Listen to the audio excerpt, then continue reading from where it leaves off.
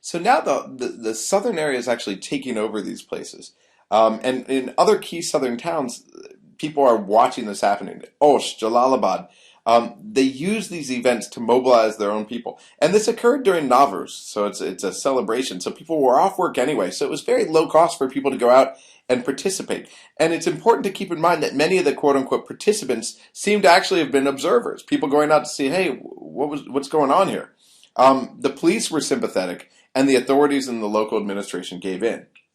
Now, when you look up at what was happening in the north, it wasn't really until the second week that this revolution spreads to the north. So note again the north-south differences here. In the south, they felt like this was largely the north persecuting them. In other words, not the same as in Tajikistan with the civil war, but the north as in Bishkek, the ruling elites. But now the People's Movement of Kyrgyzstan, this coalition of 9 small parties, mobilizes in Bishkek, in the capital.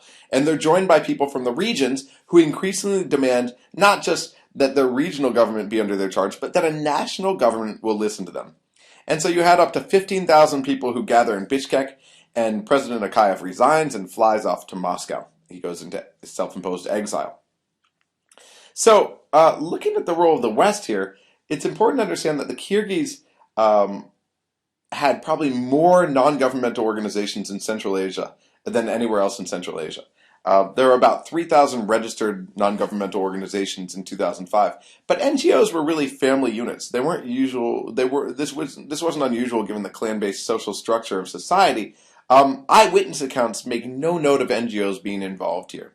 So this correlation versus causation, lots of people said, oh, the NGOs were helping just like they did in Georgia, Serbia, and Ukraine, these Western-backed NGOs. But in fact, eyewitness accounts suggest that NGOs weren't particularly active and instrumental at all.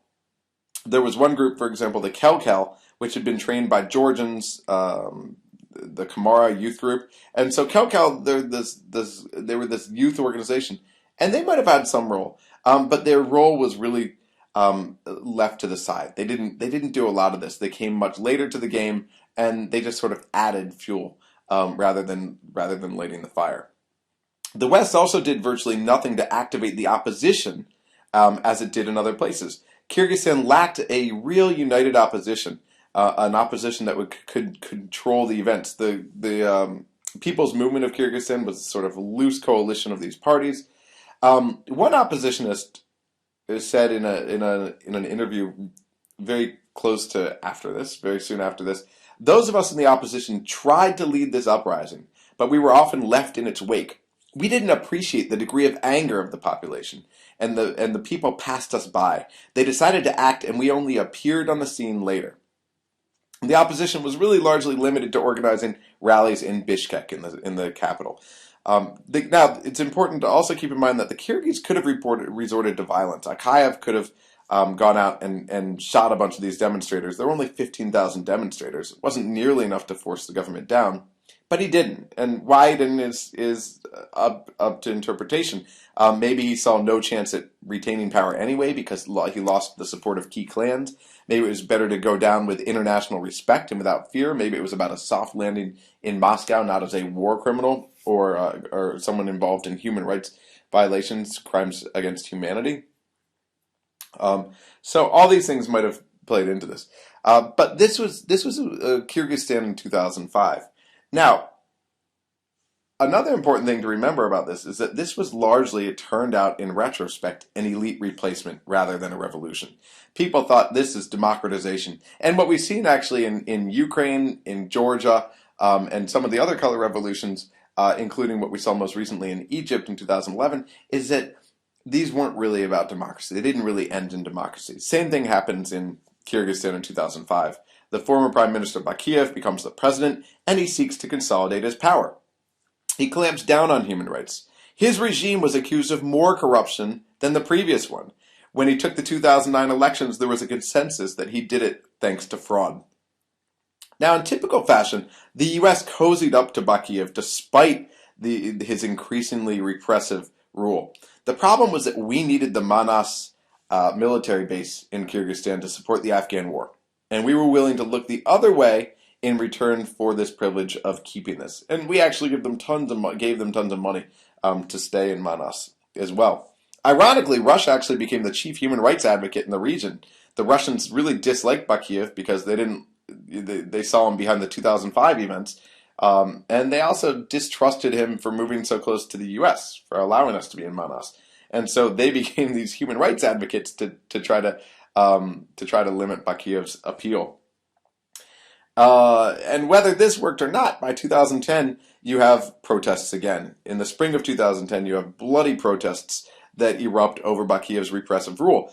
But they were triggered by something much more down-to-earth, really down-to-earth problems, which was a hike in the utility rates. Remember, a lot of the reason that Akayev went down was because of corruption. And so it was pocketbook considerations. Same thing happens with Bakiev in 2010, after 5 years of being in power.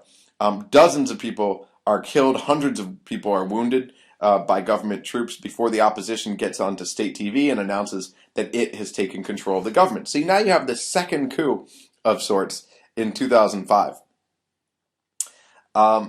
At that point, they set up a transitional government, which was headed by the former foreign minister, you don't need to remember her name, but Rosa Otunbayeva, who was very prominent in the 2005 events. So early that summer, within just a couple months of this new coup, Kyrgyzstan was hit with ethnic violence as Kyrgyz attacked ethnic Uzbeks, supposedly, according to the interim government, a setup by Bakiev and his ethnic Uzbek supporters to say that under the new post-Bakiev government, there is no security. And there may have been some element of truth to that.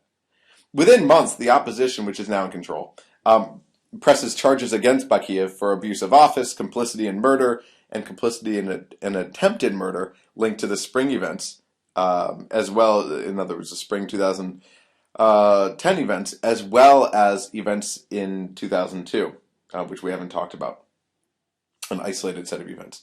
In the 2011 presidential election, Prime Minister Almazbek Atambayev, who's supported by Moscow and pledges to bring Kyrgyzstan into the customs union, which we talked about with Russia and Belarus and Kazakhstan, wins the vote. And Atambayev, of course, is the president as of 2014.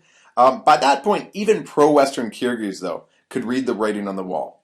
With the U.S. promising to be out of Afghanistan in 2014, they knew the U.S. was an unlikely long-term partner.